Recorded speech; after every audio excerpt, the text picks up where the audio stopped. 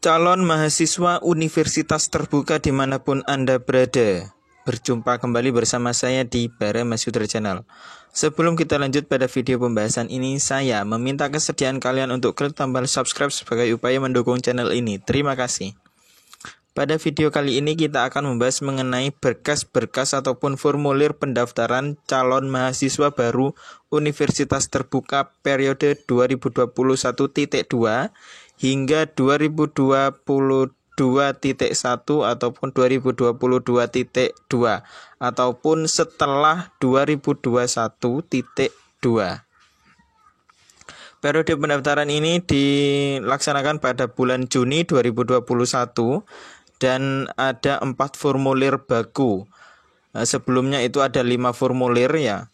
Untuk tahun ini 2021.2 itu hanya 4 formulir. Pertama adalah formulir data pribadi, surat keterangan ataupun keabsahan dokumen, kemudian formulir pas foto dan tanda tangan, kemudian ada formulir kinerja keprofesionalan guru. Nah, untuk formulir keempat ini diperuntukkan ataupun diisi bagi kalian yang mendaftar ke universitas terbuka dengan memilih program studi sebagai PGSD atau program studi PGSD ya. Nah, saya di sini video ini akan membahas 3 berkas tersebut ya, yaitu formulir data pribadi, formulir foto dan tanda tangan ataupun paraf, kemudian ada formulir surat keabsahan dokumen. Baiklah, untuk yang pertama adalah formulir data pribadi.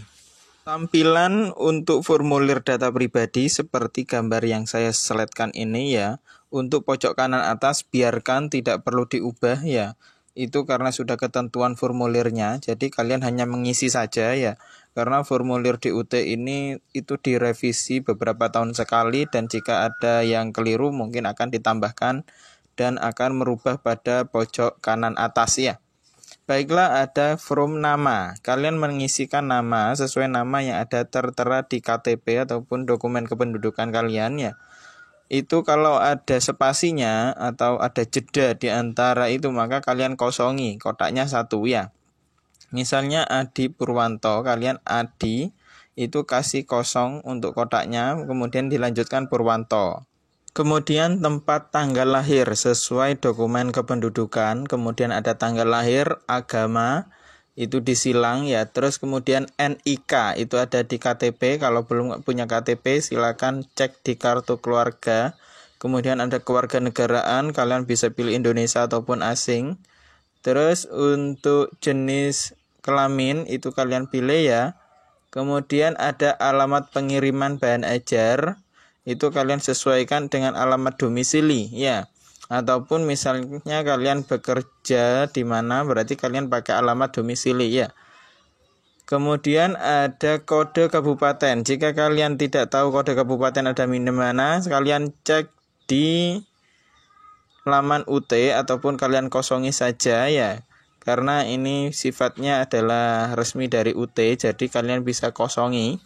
Kemudian untuk kode pos itu disesuaikan dengan alamat KTP ataupun domisili.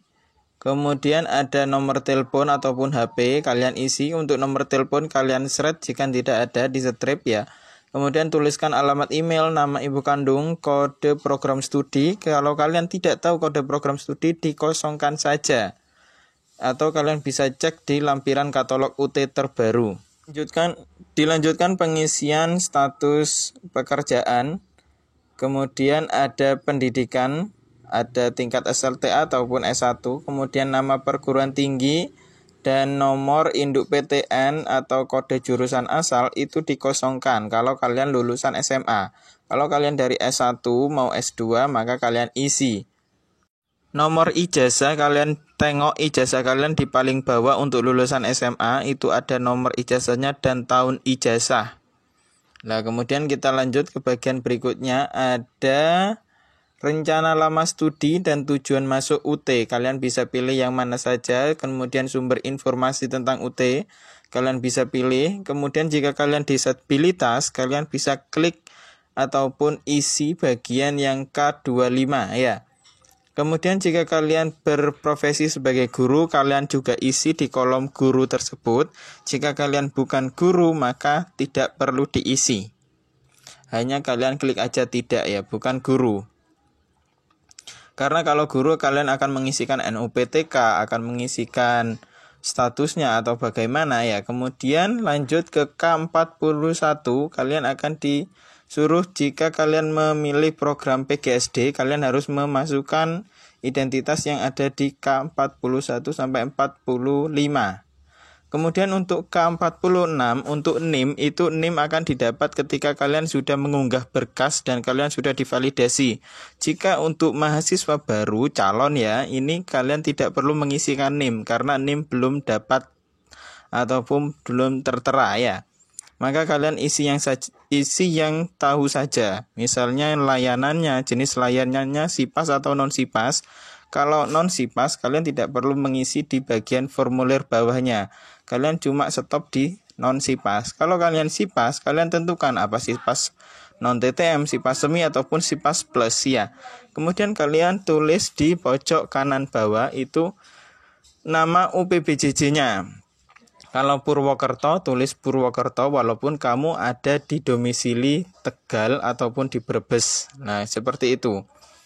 Kemudian isikan tanggal pendaftaran kamu hari ini beserta pengunggahan berkasnya hari ini. Jadi kalian harus pastikan bahwa di hari ini kalian melakukan pengunggahan berkas dan kalian tinggal menunggu validasi. Kemudian kita masuk ke berkas kedua yaitu from, pas foto dan tanda tangan, yang mana kalian harus mengisikan mengenai tanda tangan kalian ya, identitas awal kalian seperti nama, nik, tanggal lahir, tempat lahir ya, sesuai apa yang telah tertampil di depan layar ini ya. Kalian untuk tanda tangan dan paraf itu disamakan saja supaya kalian mudah nantinya ya. Memang pengertian tanda tangan dan paraf ini berbeda, tapi untuk saya sarankan kalian harus menyamakan antara tanda tangan dan paraf agar lebih cepat validasinya. Kemudian untuk pas foto silakan kalian tempel di sana menggunakan lem ya. Jadi kemudian langsung difoto nanti kalau ya. Kemudian kita pindah ke berkas nomor 3 yaitu surat pernyataan kebenaran data dan keabsahan dokumen. Kalian isikan identitas kalian yang terdiri dari nama, NIM, tempat tanggal lahir, alamat, nomor HP ataupun telepon, kemudian alamat email. Setelah itu baca pernyataan yang ada di sana, kemudian kalian tanda tangani dengan materai 10.000 ya. Beserta di atasnya itu mengenai tempat dan tanggal pendaftaran. Berarti harus sama dengan formulir di data pribadi. Nah, seperti itu ya. Jadi kalian tanda tangani di atas materai 10.000. Materainya juga ditandatangani dan tanda tangan kalian itu harus mengenai materai dan kertasnya. Seperti itu. Semua berkas yang sudah diisi tadi itu kalian isi sebelumnya ya. Kalian isi dengan pulpen tinta hitam dengan huruf kapital semua. Berarti mulai dari formulir pertama sampai formulir terakhir kalian isi dengan pulpen tinta hitam dengan huruf kapital. Nah, setelah selesai kalian melakukan pengunggahan berkas dengan cara kalian foto dulu berkas-berkas tersebut ataupun kalian scan dengan aplikasi cam scanner ataupun aplikasi yang lain. Kemudian kalian unggah ke laman pendaftaran di sia.utac.id. Pastikan eksistensinya itu berada di bawah 1 MB ataupun di bawah 512 KB. Nah, untuk saya sarankan kalian harus di bawah 500 KB. Baru nanti cepat ya langsung. Untuk pengunggahan berkas kalian pastikan jangan sampai ada kesalahan unggah karena itu akan menghambat proses validasi. Baiklah, itu saja tutorial mengenai pengisian berkas-berkas dan formulir pendaftaran calon mahasiswa baru Universitas Terbuka mulai dari 2021.2 hingga seterusnya.